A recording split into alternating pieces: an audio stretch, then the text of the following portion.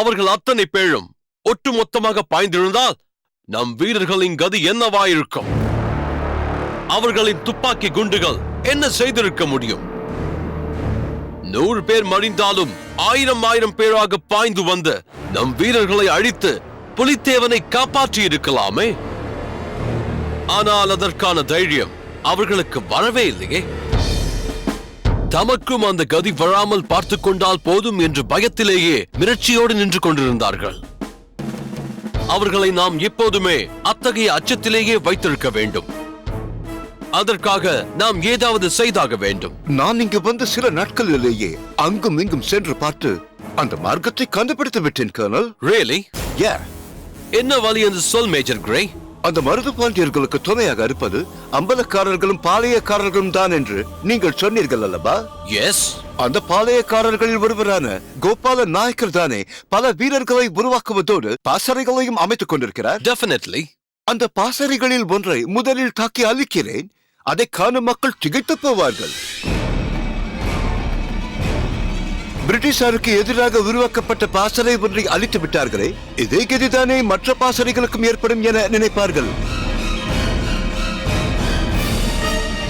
ஒரு பகுதியில் உள்ள ஒரு தலைவனை நாம் அழித்தால் மற்றொரு பகுதியில் இருக்கும் தலைவனும் பயப்படுவான். ஆனால் மக்களில் இருந்து உருவாக்கப்பட்ட வீரர்கள் அழிக்கப்பட்டால் மற்றவர்கள் அனைவரும் பயப்படுவார்கள். பாசறைகளில் சேர வேண்டும் என ஆசைப்பட்டவர்கள் நாளை நமக்கும் இதே நிலைதான் என நடுங்குவார்கள். மற்ற பாசறைகளில் இருப்பவர்கள் உயிருக்கு பயந்து ஓடுவார்கள். மக்களின் பய உணர்ச்சி அப்படியே இருக்கும். Excellent major grey, excellent. விரைவில் அந்த பணியை தொடங்கிவிடு. ஆனால் மிகுந்த எச்சரிக்கையோடு இதில் சில அம்பலக்காரர்களும் சம்பந்தப்பட்டிருக்கிறார்கள். அவர்களில் வாளுக்கு வேலைக்கு மற்றும் இதை பற்றி தெரிந்துவிட்டால் நீ எதுவுமே செய்ய முடியாது. Don't worry, Colonel. இந்த மேஜர் கிரே ஒன்றை செய்ய தீர்மானித்து விட்டால் அதை நிறைவேற்றியே தீருவார். பிறகு நீங்களே வியக்கும்படி அதை நடத்தி காட்டுகிறேன் பாருங்கள். Good luck. Thank you.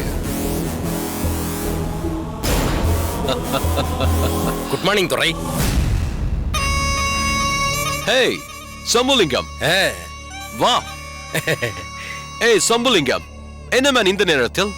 துரை, நீங்கள் மிகவும் சோர்ந்து காணப்படுகிறீர்கள்.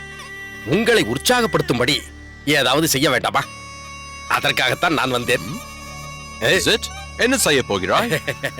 உங்கள் மனம் மகிழும்படி ஒரு நாட்டிய நிகழ்ச்சியை ஏற்பாடு செய்து வந்திருக்கிறேன். Really? சுந்தரி வந்திருக்கிறாளா? சுந்தரி சுந்தரி சுந்தரி. அவள் ஆடுவதற்கு பெயர் நாட்டியமா? பரதம் என்ற பெயரில் கையையும் காலையும் அப்படியும் இப்படியும் ஆட்டுவாள். சாஸ்திரம் சம்பிரதாயம் என்று சொல்லிக்கொண்டு அதற்கு போய் கட்டுப்பட்டு ஆடுவாள். ஆனால் இப்போது நான் அழைத்து வந்திருக்கும் பெண் அதை பற்றி பேசவே மாட்டாள். ஏன், எதை பற்றியுமே கவலைப்பட மாட்டாள். நான் இப்போது இருக்கும் மனநிலையில் அதெல்லாம் வேண்டாம்.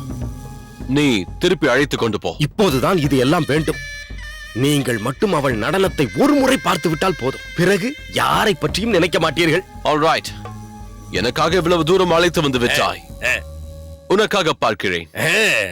அவள் பெயர் என்ன? வனிதா மணி.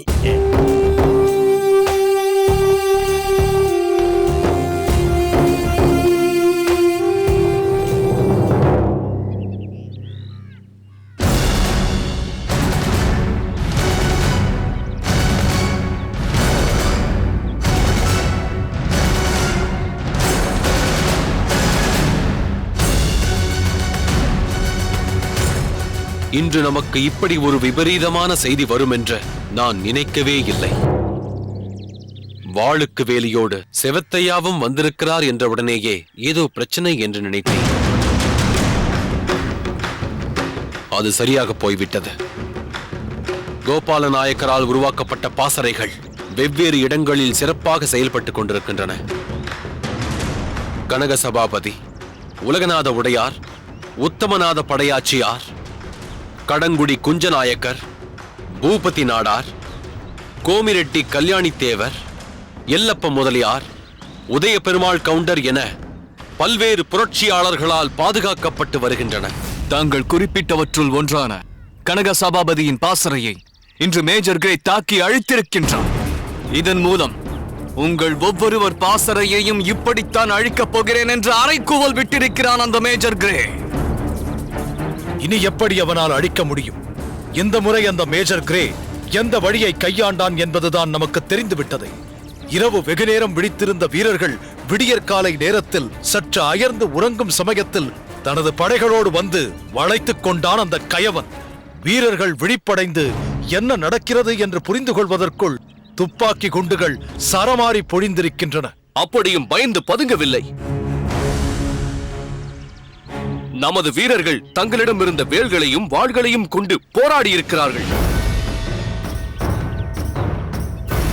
ஆங்கிலேய வீரர்கள் பலரை படுகாயப்படுத்தி இருக்கிறார்கள். இருப்பினும் ஆங்கிலேயரின் நவீன ஆயுதங்களுக்கு முன்னால் எவ்வளவு நேரம் தாக்குப்பிடிக்க முடியும்?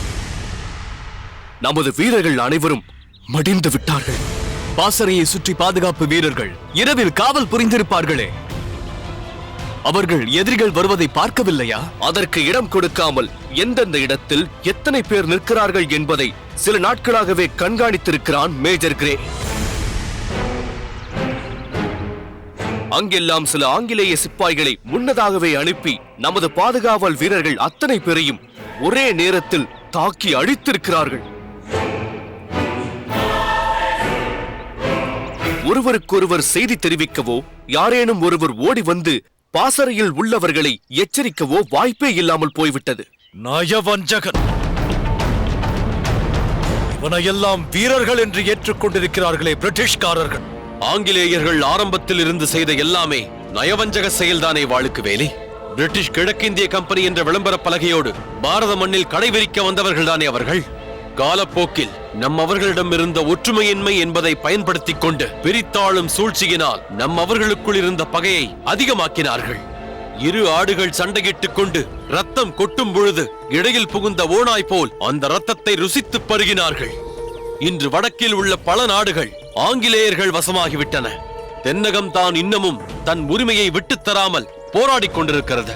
அந்த போராட்டத்தை நடத்தி கொண்டிருப்பது மருது பாண்டியர்கள் என்பது அந்த வெள்ளையனுக்கு தெரிந்திருந்தாலும் நேரடியாக மோத முடியாமல் சுற்றியுள்ள வலிமையான பாசறைகளை எல்லாம் அழிக்கத் தொடங்கி இருக்கிறார். இதன் மூலம் அம்பலக்காரர்களையும் பாளையக்காரர்களையும் பலவீனப்படுத்தி விட்டார். எங்களை எளிதாக நெருங்கிவிடலாம் என்று கனவு கண்டு கொண்டிருக்கிறார். அந்த கனவு நிறைவேறாது. ஒரு பாசறையை அழித்து விட்டதால் மற்ற பாசறைகளையும் அழித்துவிட முடியும் என்று அந்த மேஜர் கிரே அகந்தை கொள்ள இடம் தரக்கூடாது. பாசறையின் பொறுப்பை ஏற்றுக்கொண்டிருந்த கனக சபாபதி என்ன ஆனார்?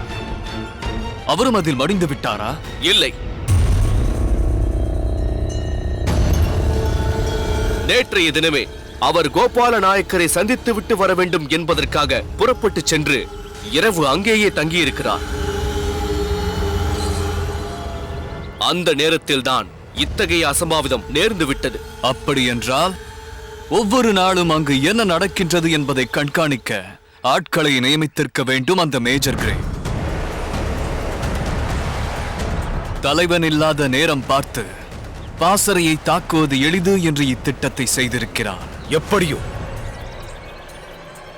இது விடுதலை போராட்ட வீரர்களுக்கு ஒரு தோல்விதான். இதன் மூலம் மற்ற பாசறைகளில் இருக்கும் வீரர்கள் சோர்ந்து விடாமல் நாம் பார்த்துக் கொள்ள வேண்டும். என்ன செய்வது வாளுக்கு வேலி? நம்மிடமும் நவீன ஆயுதங்கள் இருந்திருந்தால் ஆரம்பத்தில் ஓரிருவர் மடிந்தாலும் அடுத்தவர்கள் துப்பாக்கியோடு பாய்ந்து பகைவர்களை சுட்டுத் தள்ளியிருப்பார்கள். நமது ஒரு வீரன் பகைவரில் பல பேரை ஒரு நொடியில் தீர்த்து கட்டியிருப்பான். இதற்கு பிறகாவது கோபால நாயக்கர் நவீன ஆயுதங்களை உருவாக்கினால் நல்லது. அவரவற்றை உருவாக்கும் வரை நாம் காத்திருக்க வேண்டுமா? அதற்குள் அந்த மேஜர் கிரே அடுத்த பாசறைகள் மீது பாய மாட்டானா? அதற்கு முன் நாம் அவனுக்கு பாடம் புகட்ட வேண்டாமா? என்ன செய்ய வேண்டும் என்கிறாய் செவத்தையா? ஆங்கிலேயரிடம் இருக்கும் வீரர்களை விட நமது வீரர்கள் எவ்வளவு வலிமையானவர்கள் என்பதை அந்த மேஜர் கிரேவிற்கு புரிய வைக்கிறேன். கோபால நாயக்கர் தன் வழியில் ஆயுதங்களை உருவாக்கட்டும். அதற்காக துப்பாக்கி தயாராகும் வரை நாம் காத்திருக்க முடியாது. பதிலுக்கு பதில் என்று அவனுக்கு பாடம் புகட்ட வேண்டும். எப்படி செய்வாய்? அவன் வழியிலேயே அவனுக்கு பாடம் புகட்டுகிறேன். அந்த கிரேவிடம் எவ்வளவுதான் ஆயுதங்கள் இருந்தாலும் அவற்றை ஏற்க ஒவ்வொரு வீரன் தேவைப்படுகிறான் அல்லவா? அவன் அதை கையில் ஏந்துவதற்கு முன்பே அவனை வெட்டி சாய்த்து விட்டால் அந்த துப்பாக்கி குண்டுகள் யார் மீது பாயும்? செவத்தையா, தயவு செய்து என்னை தடுக்காதீர்கள். இந்த தாக்குதலை நடத்த எனக்கு அனுமதி தாருங்கள். அதுவும் சரிதான். பகைவன் செய்ததை அவனுக்கே செய்து காட்ட நம்மாலும் முடியும் என்று அந்த மேஜர் கிரேவிற்கு உணர்த்த வேண்டும். வேண்டிய வீரர்களை அழைத்துச் சென்று உன் விருப்பப்படியே செய் செவத்தையா. ஆணை மன்னவா, நான் வருகிறேன்.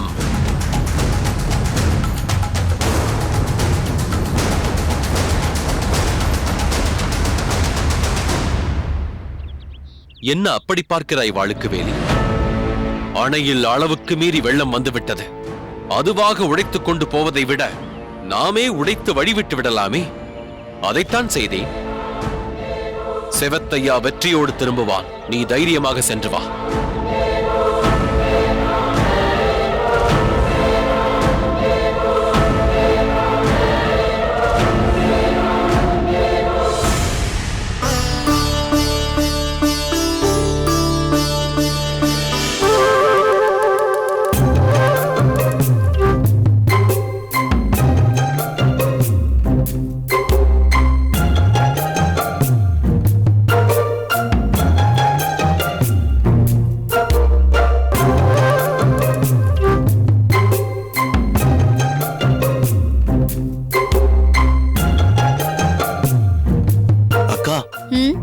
இன்னும் என்ன செய்கிறீர்கள்? கோயிலுக்கு போக நேரமாகிவிட்டது. ஒரு வைரமுத்தா, பூஜைக்கு வேண்டிய பொருட்களை எடுத்து வைக்க வேண்டாமா? அதைத்தானே செய்து கொண்டிருக்கிறேன். அதற்காக இவ்வளவு நேரமா? சீக்கிரம் புறப்பட வேண்டாமா? கவலைப்படாதே. சற்று தாமதமாக போனால் சாமி ஒன்றும் கோவித்துக் கொண்டு எங்கேயும் போய்விட மாட்டார். அக்கா, நான் ஏன் அவசரப்படுகிறேன் என்று உங்களுக்கு புரியவில்லையா? புரிகிறது, நன்றாக புரிகிறது. கல்யாணி கோவிலுக்கு சீக்கிரமாக வந்து விடுவாள் என்றுதானே இப்படி பரபரக்கிறாள். அவள் எப்பொழுது வருவாள் என்பது எனக்கு தெரியாதா? நான் அவளிடம் வரவேண்டிய நேரத்தை சொல்லித்தான் அனுப்பியிருக்கிறேன். அந்த நேரத்திற்குத்தான் கல்யாணி வருவாள். அதற்கு இன்னும் நிறைய நேரம் இருக்கிறது. அப்படியெல்லாம் நினைத்துக் கொண்டு தாமதம் செய்யக்கூடாது அக்கா. பாகநேரியில் அவள் நிலைமை எப்படியோ, யார் யாருக்கு தெரியாமல் வரவேண்டியிருக்குமோ. குறிப்பிட்ட நேரத்தில் புறப்படும் பொழுது தடை ஏற்பட்டு விடுமோ என்று சற்று முன்னாலேயே கூட வந்திருக்கலாம் அல்லவா? அப்படி அவள் வரும் நேரத்தில் நான் இல்லாவிட்டால், இல்லை இல்லை, நாம் இல்லாவிட்டால் எவ்வளவு வருத்தப்படுவாள். அந்த நிலையை அவளுக்கு ஏற்படுத்தலாமா? நாம் சீக்கிரம் சென்றால்தானே அவளை சீக்கிரம் திரும்ப அனுப்ப முடியும். என்ன அக்கா அப்படி பார்க்கிறாய்? பேசுவது என் தம்பிதானா என்று பார்க்கிறேன். இந்த பொறுப்பு எல்லா விஷயங்களிலும் இருந்தால் நன்றாயிருக்குமே என்று யோசிக்கிறேன். போங்கள் அக்கா. சரி, நான் மட்டும் போகிறேன். அக்கா,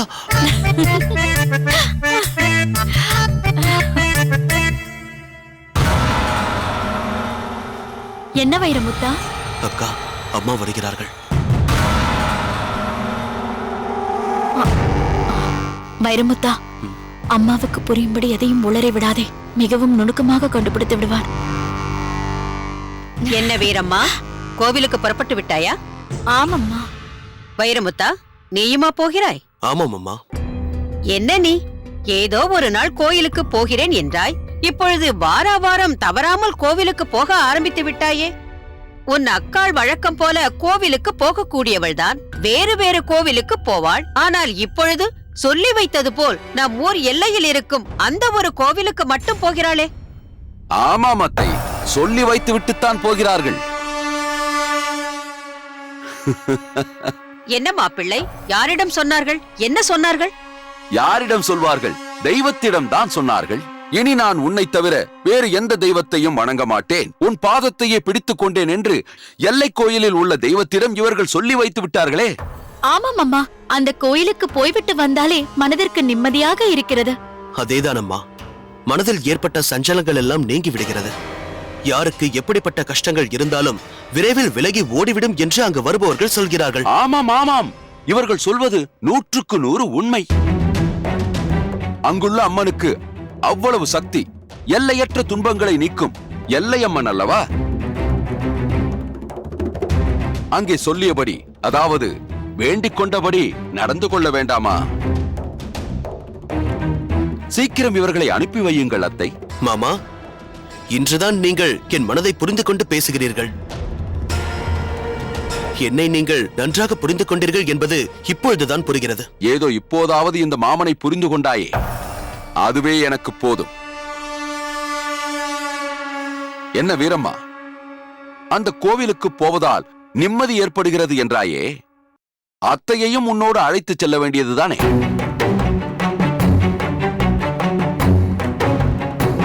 உன் தாயின் வேதனைகள் தீர வேண்டும் என்ற அக்கறை உனக்கு மட்டும் இல்லையா என்ன? அத்தையையும் அழைத்துச் செல். என்ன வைரமுத்தா, நான் சொல்வது சரிதானே? மாப்பிள்ளை, நான் வீட்டை விட்டு எங்கும் போவதில்லை என்று உங்களுக்கு தெரியாதா என்ன? நான் என் மனதில் கொண்ட வஞ்சம் என்று நிறைவேறுகிறதோ அன்றுதான் நம் மாளிகையின் வாயிற்படியை தாண்டுவேன். என் கணவரை கொன்றுவிட்டு எங்கோ சென்று மறைந்து வாழ்ந்து கொண்டிருக்கும் அந்த பாகநேரிக்காரன் விஜயபாஸ்கர சேதுபதியை கண்டுபிடித்து பழி தீர்க்க வேண்டும். அந்த குடும்பத்தையே வேரோடு சீரழிக்க வேண்டும். போதும் அம்மா, போதும். இப்பொழுது நாங்கள் கோயிலுக்கு போகும் நேரத்தில் நீங்கள் எதற்கு இதையெல்லாம் சுட்டிக்காட்டிக் கொண்டிருக்கிறீர்கள்? பல வருடங்களாக இவ்விஷயங்களை கேட்டு கேட்டு காது புளித்து விட்டதம்மா. என்னடி பேசுகிறாய் நீ? என் மனதில் அதை தவிர வேறு எந்த சிந்தனையும் இல்லாத போது நான் எதை பற்றி பேச முடியும்? உனக்கு வேண்டுமானால் அதை கேட்டு கேட்டு காது புளித்து போயிருக்கலாம். எனக்கு அப்படியல்ல. அதை பேச பேச ஒரு உத்வேகம் எனக்குள் பிறக்கிறது. சின்ன எஜமானி அம்மா, நீங்கள் புறப்பட வண்டி தயாராக உள்ளது. கணக்கு பிள்ளை, இவர்கள் எங்கே போகிறார்கள் என்று உங்களுக்கு தெரியுமா? சின்ன எஜமானி அம்மா, வார வாரம் கோவிலுக்கு போவது வழக்கம்தானே அம்மா? நான் தானே வண்டியை அனுப்பி வைக்கிறேன். எனக்கு தெரியாமல் இருக்குமா? சரி, இந்த முறை நீங்களும் இவர்களோடு கோவிலுக்கு செல்லுங்கள். எதற்கம்மா? நாங்கள் ஏதோ எங்கள் மன நிம்மதிக்காக போகிறோம். இதில் இன்னொருவர் எதற்கு? வீரர்கள் எதற்கு? அதிலும் கணக்கு பிள்ளைக்கு இங்கு நிறைய வேலைகள் இருக்கும். இவைகளையெல்லாம் விட்டுவிட்டு அவர் எங்களுடன் கோவிலுக்கு வர வேண்டுமா? நாங்கள் என்ன புதிதாகவா அந்த கோயிலுக்கு போகிறோம்? வார வாரம் போகும் கோயில் தானே. அதில்தான் வைரமுத்தா பிரச்சனை இருக்கிறது. வேறு எந்த கோவிலாக இருந்தாலும் நான் அதற்காக கவலைப்பட்டிருக்க மாட்டேன். ஆனால் நீங்கள் போவது பாகநேரிக்கும் பட்டமங்கலத்திற்கும் நடுவில் இருக்கும் கோவில் அல்லவா? காலம் கெட்டு கிடக்கிறது. சூழ்நிலையோ மோசமாக இருக்கிறது. இந்த நேரத்தில் இரு அம்பலங்களுக்கு இடையே உள்ள அந்த இடத்திற்கு நீங்கள் போவது, குறிப்பாக வைரமுத்தன் செல்வது சரியல்ல.